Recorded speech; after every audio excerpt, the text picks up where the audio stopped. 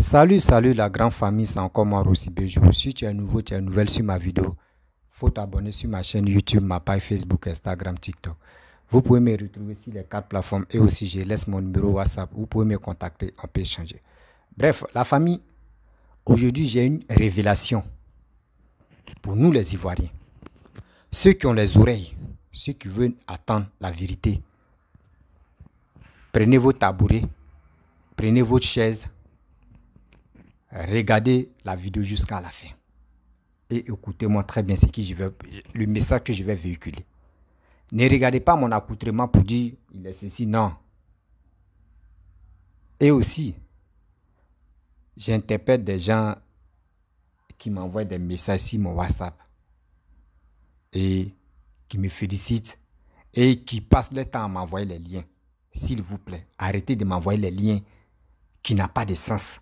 Les liens, je ne suis pas panafricain pour dire je fais cette lutte-là pour faire des panafricanistes pour dire je vais laisser ma Côte d'Ivoire, je vais laisser Afrique de l'Ouest pour aller parler d'Afrique centrale. S'il vous plaît, arrêtez de m'envoyer des vidéos inutiles que où je ne peux pas même, parce que où je suis là, je ne suis pas là pour dire je vais parler d'autres pays que où moi-même mes origines ne sont pas là-bas là. Je ne peux pas parler de ça. Arrêtez de m'envoyer des messages pour ça parce que j'aime pas les bêtises comme ça.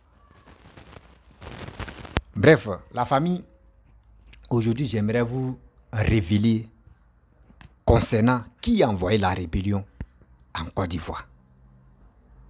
Parce que les gars disent, oui c'est Soro qui est le père de la rébellion, c'est Soro qui est le père de la rébellion. Moi quand j'ai réfléchi, j'ai fait mes analyses et j'ai fait mes recherches, c'est faux. Moi je pense que tout ça là, c'est Laurent Gbagbo qui a créé ça. Lui-même, il a créé sans se rendre compte que c'est lui-même qui a créé tous ces désordres qui sont passés en Côte d'Ivoire. Oui. Parce que quand Gbagbo est venu prendre le pouvoir en 2000, Gbagbo a motivé des Ivoiriens à descendre dans les rues. Vous comprenez? Gbagbo a félicité ceux qui ont fait coup d'État. Oui, ceux qui ont effrayé Papa Bédié. Et Bédié a fui le pouvoir. Gbagbo les a félicités. Et Gueye est venu, a fait des... Oui, on va organiser les élections dans ça, via. Et tout s'est bien passé. Mais remarquez très bien, quand on fait des choses, on dit on laisse la trace. Gueye était là, quand Gueye était au pouvoir. Les gens ont blagué Gueye, il faut être candidat. Faut être candidat. Faut faire ça, faut faire ça, faut faire ceci, faut faire cela. Gueye faisait la navette de Biancouma. Il venait à Abidjan de Biancouma. Donc, il a décidé de rester à Biancouma. Où il y a eu un peu de froufrou. Mais Gbagbo a vu que si Gueye Robert restait à Biancouma, pour attraper Gueye Robert, c'était pas facile. Donc, il a blagué Gueye Robert de venir à Abidjan. C'est dans Abidjan là. Gueye vivait à Abidjan. Vous comprenez? Gueye vivait à Abidjan. Là, c'était possible et c'était facile à mettre la main sur Gueye Robert. Et quand les trucs sont passés mal, et vous-même, vous avez vu, Gueye a fui, il allait se cacher cathédrale. On dit dans la vie, quand tu es un musulman, même si tu n'es pas musulman, quand tu t'échappes à la mort et les gens te poursuivent, tu vois une mosquée, tu rentres là-bas. Et quand tu rentres là-bas, c'est temple de Dieu. Les gens n'ont pas le droit d'aller te prendre là-bas. Non. Parce que c'est un lieu sacré. Mais cathédrale d'Abidjan, Gbagbo a envoyé ses éléments, ils sont allés le chercher. Et c'est le prêtre même, le prêtre de là-bas, c'est lui-même qui a tchoum, c'est lui qui a vendu Gueye. Pour dire Gueye s'est caché ici. Et ils sont venus chercher Gueye. On ne sait pas c'est quel chouïa ils ont fait à Gueye. C'est quelle brochette ils ont fait à Gueye. Excusez-moi, ça me fait très mal. Mais dans ça, le pays était recollé. Des gens qui sont battus, qui sont allés au front, à leur retour, ils ont frayé Bédié. Bédié a fui le pouvoir. Et c'est lui qu'ils ont présenté pour dire, c'est lui là au moins, c'est lui qui a envoyé, comment dirais-je, c'est lui qui va, organiser les élections. Et vous l'avez tué. C'est les petits qui l'ont désigné. Vous pensez qu'ils vont rester comme ça? Non. La rébellion s'est créée là.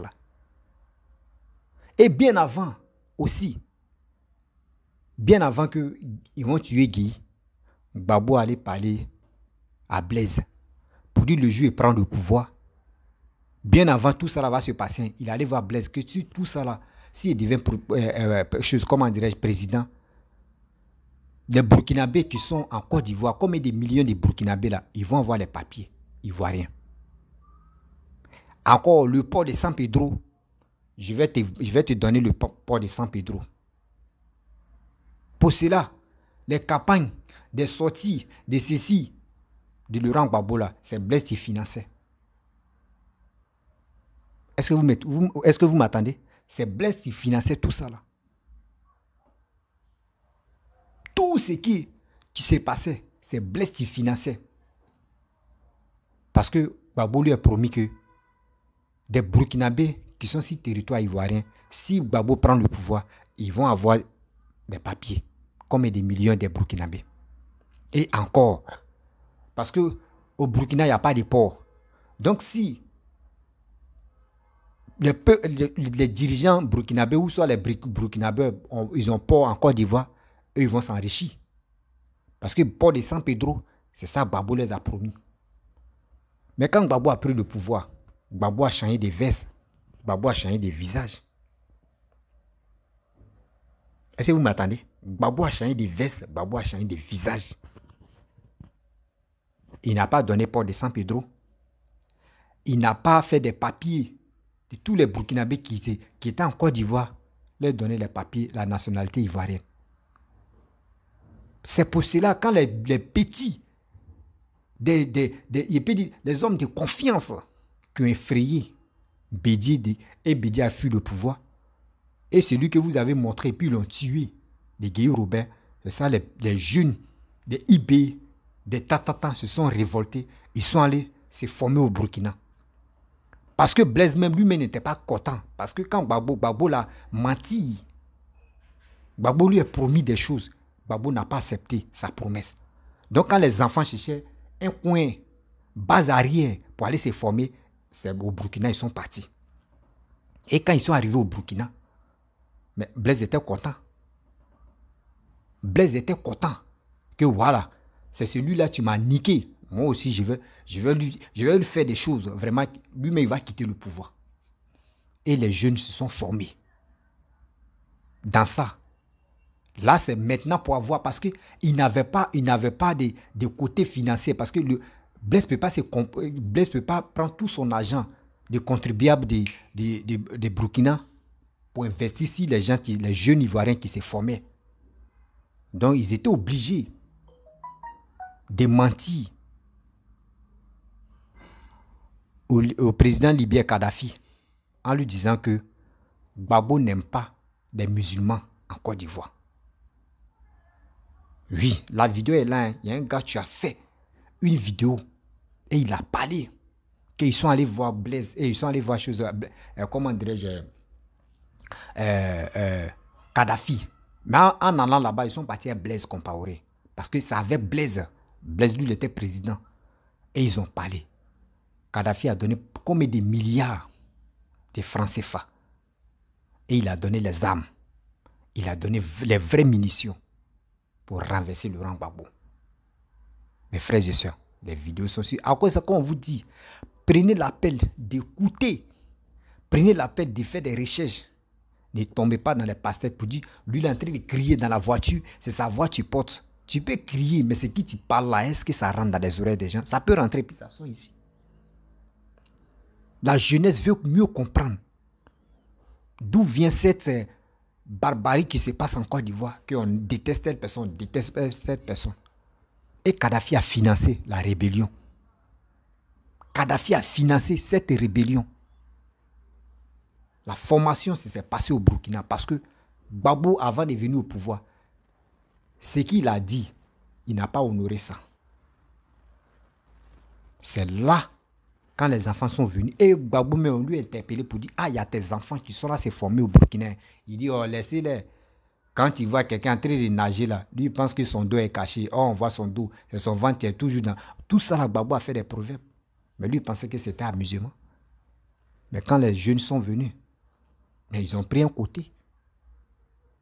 Parce qu'ils ont été financés par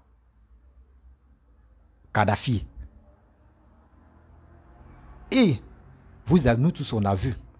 Des gens qui se lèvent ici pour dire non que oui, c'est Ouattara qui a le père, c'est Ouattara qui finance, oui, c'est Soro-Guillaume. Soro-Guillaume, lui, IB a très bien dit, partez regarder à Nyama où IB faisait cette déclaration. IB dit, je ne pouvais pas être porte-parole, je ne pouvais pas être porte-parole et puis aller en mission sur le terrain. C'est pour cela qu'on a appelé Soro-Guillaume. Soro-Guillaume n'est qu'être porte-parole. IB l'a bien souligné. On sait que Soro-Guillaume a fait des dégâts, mais on doit se dire les vérités. On doit se dire les vérités. Je ne suis pas... Soro-Guillaume lui, mais il a bien éclairé aussi. Et IB, avant de mourir, il a fait une vidéo qui est toujours en ligne. Vous comprenez? Dans ça, et le pays s'est divisé en deux. Gbagbo n'a pas pu recoller un pays qui est divisé en deux. C'est ce monsieur-là encore, je vois des gens qui se cassent la tête matin, midi, soir. En disant que Gbagbo est mieux. Gbagbo est mieux comment? Gbagbo, tant de Gbagbo, prix de cacao était 1200, prix de cacao, mais où prix de cacao était 1200 ou 1000 francs là? Les pisteurs agressaient des vendeurs de cacao, des gens qui avaient des plantations de cacao, eux ils sont chez toi, dans ton champ de cacao. Ils vont te dire tel prix, ils vont acheter. Si tu n'acceptes pas là, les gars te tuent là-bas. La personne te dit, je mens là, il peut laisser les commentaires. Il y a des pisteurs ils étaient armés pour faire du mal. Parce que le prix de cacao a augmenté. À ce temps, quelqu'un qui dit le prix de cacao a augmenté, est-ce que lui dirigeait le pays complet?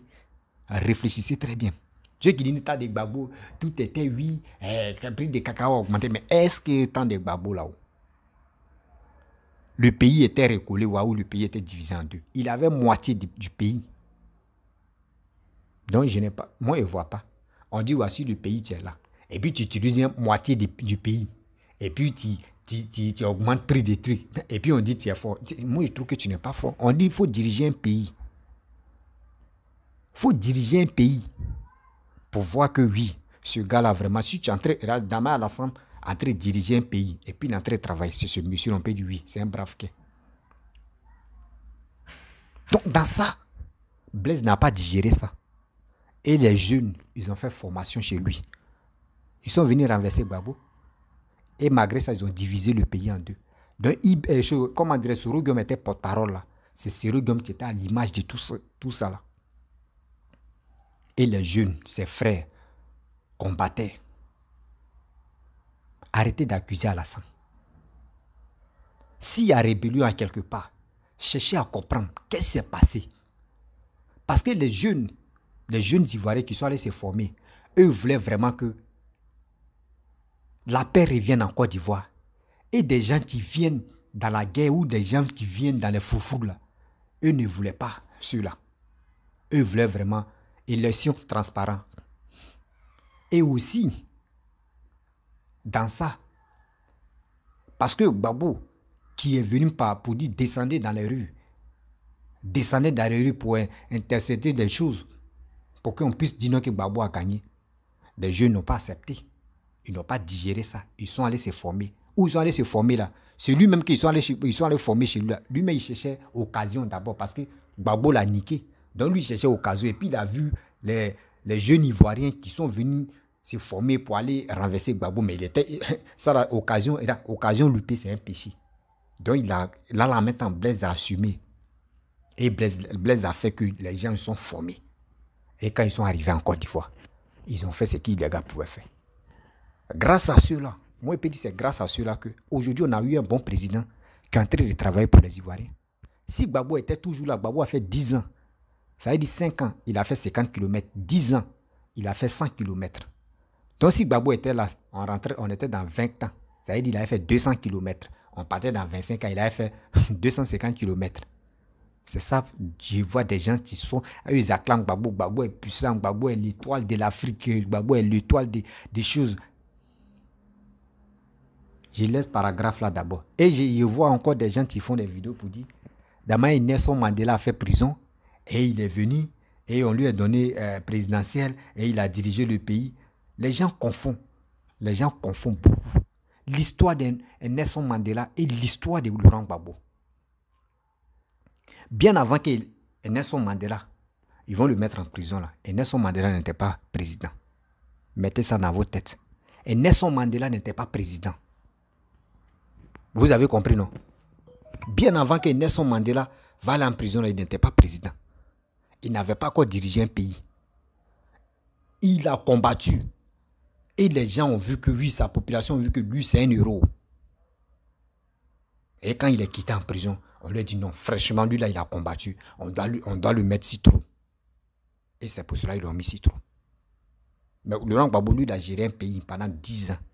On a vu sa gérance. Quelqu'un qui a foutu la merde en Côte d'Ivoire. Il a fait prison. Vous voulez qu'il... Attends. Il y a des gens vraiment, quand ils veulent faire comparaison, l'Ivoirien est comme ça. L'ignorance d'abord, négligence et puis la haine qui va le tuer. Sinon, en principe, l'Ivoirien qui réfléchit, il va dire, mais c'est pas pareil. Quelqu'un qui n'a jamais géré le pouvoir et il a combattu. Il veut vraiment que la démocratie s'installe. À ce temps de Nelson Mandela, c'était où les Blancs faisaient il peut dire, les Blancs qui étaient en Afrique du Sud et les Noirs ne s'attendaient pas. C'était la jungle qui était là-bas. Ça s'attendait pas. Quartier des Blancs, Noirs n'arrive pas là-bas. Quartier des Noirs, Blancs n'arrive pas là-bas. Et il a fait cette lutte-là. Ne comparez pas Nelson Mandela à un Gbagbo. Quittez dans cette posture d'idiotie, quittez dans cette posture de marmaille que vous faites à longueur de journée, mentir aux jeunes. Arrêtez ça. La promesse que Gbagbo a fait à Blaise Compaoré, et Blaise Compaoré n'a pas digéré ça. Tu promets à quelqu'un que si moi il vient au pouvoir, je vais te donner tel port. Et la personne te donne combien de millions par mois pour faire ta campagne, pour faire tous tes trucs. Et aujourd'hui, tu prends le pouvoir. Pouvoir vraiment, comment tu as pris le pouvoir, nous tous on a vu. Et toi, tu oublies là, cette personne. Donc, les millions ou des milliards qu'il a mis dans toi là, mais comment tu vas lui rembourser? Ce que tu lui as promis. Ouais, moi, mes enfants qui sont dans ton pays là-bas, ils ne vont pas avoir les papiers ivoiriens. Tu ne vas pas me donner le port. Donc, tout mon argent qui était donné pour moi-même, mon propre pays, c'est tombé dans l'eau. Non. Et j'ai vu tes enfants aussi. Eux voulaient te renverser. Mais je vais passer par là en même temps. On dit, occasion ratée, c'est un péché. Et ça s'est passé comme ça.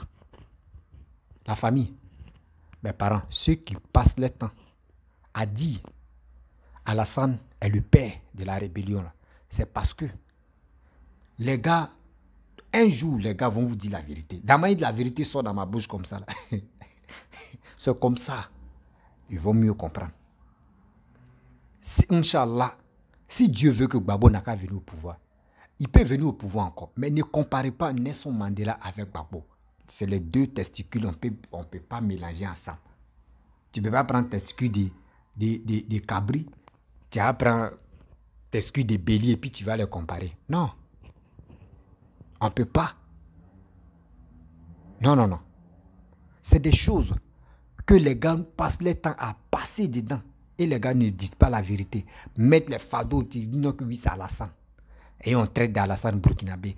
Alassane est comme ça. Alassane est ceci. Si c'était vrai, Alassane que les gars... Et puis tant de... Voilà. Tant de Gbagbo. Pourquoi ça fait mal à Blaise Compaoré? Tant de Gbagbo. Soro Guillaume l'a bien souligné.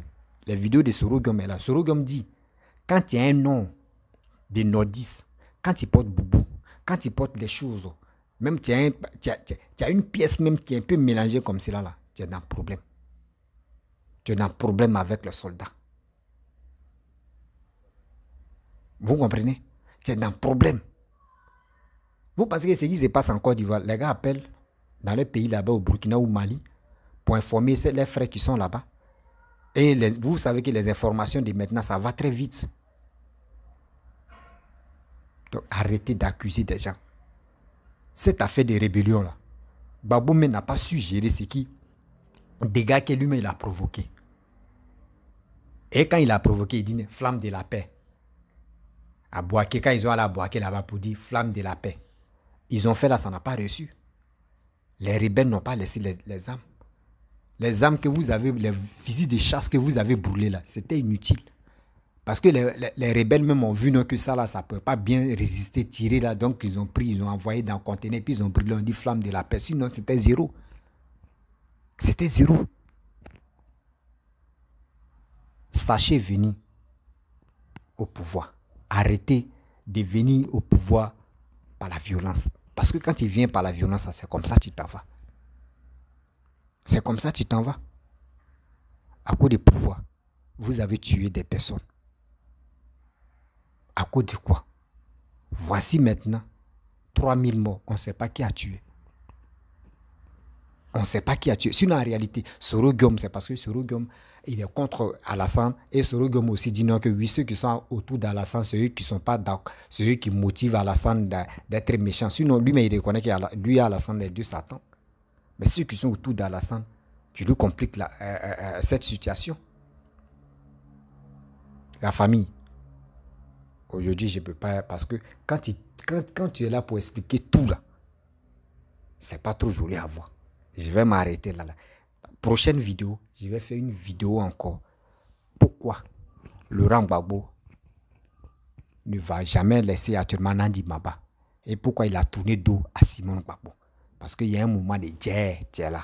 Un moment de Wari, tu es là. Ne regardez pas pour dire que Nandi Baba met la Kwasi et puis Gbagbo a laissé sa femme. On ne fait pas ça. Il y a un moment de Wari, tu es là. Si Gbagbo a joué là, il est grillé comme feu rouge. Donc, vous qui êtes sur les réseaux sociaux, les cibles de Gbagbo, qui êtes agités, parler les trucs, les vrais dossiers sont là et puis on ne parle pas trop. Hein. Sinon, quand on dit on rentre dedans encore là, on va se noyer nous tous. Hein. 2025 là, on doit se préparer nous tous parce que on ne veut plus la guerre. Hein? Encore, on veut le développement de notre pays. Et de deux, on ne veut plus que la Côte d'Ivoire se divise en deux. On veut voir la jeunesse se mettre au boulot. On ne veut pas la jeunesse paresseuse. Non. Parce que ce que vous faites sur les réseaux sociaux, en train de motiver vos petits frères, vos petites soeurs, de sortir de venir dans les rues, faire des choses, faire des dégâts, et vous cautionnez ça. Vous êtes au bout du monde là-bas. Moi, je pensais que c'est vous qui pouvez sensibiliser, expliquer les terre à terre. C'est parce que les gars ne font pas recherche sur les YouTube. Facebook, là, ça, là, c'est pour s'amuser là-bas. Sinon, Facebook, là, c'est les blogueurs où on dit, hey, ici, blogueur, telle personne perd son fils et d'autres viennent l'insulter. C'est sur Facebook qu'on peut voir ça. Mais si tu veux vraiment voir l'histoire, si tu veux vraiment écouter l'histoire de ton pays, fais des recherches et tu vas mieux comprendre. Mon frère, si toi-même tu sais lire, tu sais écrire, tu sais faire des recherches, prends ton temps, tu vas faire des recherches. Cette histoire de la guerre, c'est Gbagbo qui a fait ça. Si Gbagbo venait dans le transparent pour gagner les élections, là, et n'a pas, s'il ne faisait pas faire sortir la population pour dire venez dans les rues, là, vous allez voir, tout allait se calmer. Et puis, ce n'est pas sa première fois de faire sortir des gens dans les rues. Tant de Oufoué même, là, il a fait sortir des Ivoiriens dans les rues, où ils ont brûlé les pneus. Il a l'habitude de faire ça. Gbagbo a l'habitude de faire ça. Arrêtez d'accuser très bien Alassane. Je sais qu'Alassane a des défauts. Chaque personne a ses défauts. Mais cette affaire de rébellion-là, enlevez-le dedans. Enlevez-le dedans. Asseyez-vous, réfléchissez. Vous-même, vous allez comprendre. Où est la vraie vérité? Mes chers parents, mes chères soeurs, je vais vous laisser. Si tu es nouveau, tu es nouvelle sur ma vidéo, il faut t'abonner sur ma chaîne YouTube, ma page Facebook, Instagram, TikTok.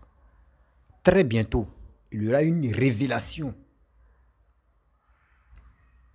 Il y a un monsieur que je respecte beaucoup, qui a combattu cette rébellion, qui était l'élément clé de IB qui est mort là. Je suis en contact avec lui. Il veut parler, il dit, il n'a qu'à attendre d'abord. Il n'a qu'à attendre d'abord. Le temps viendra où on va accélérer les vidéos, où il va témoigner terre à terre. Vous allez mieux comprendre. La famille, vous allez mieux comprendre. Les gens sont agités sur les réseaux sociaux. Moi, je suis panafricain, ici, c'est ci, ici, c'est là. On dit, asseyez-vous, vous allez mieux comprendre de votre pays. Ne vous agitez pas pour dire, lui là, il crie, il est dans la voiture. Comme Amina dit, sous le départ, il frotte au mongo. C'est épice. Prends ton temps. Quand tu veux sensibiliser ou soit quand tu veux parler à tes élèves pour que les gars puissent mieux comprendre ce que tu dis là, prends ton temps doucement et tu les expliques terre à terre. Il y a des gens là, c'est dans doucement, eux ça rentre bien. Mais il y a d'autres là, bruit, tu as très fait bruit de lui, et puis lui là, il aime trop crier. La famille, voici pourquoi Blaise n'a pas encore digéré. Et Dieu, ça me fait mal. Bon, la famille, j'aimerais vous dire aussi que des gens qui m'envoient des messages sur WhatsApp, je vous remercie beaucoup. Et aussi ceux qui m'envoient les informations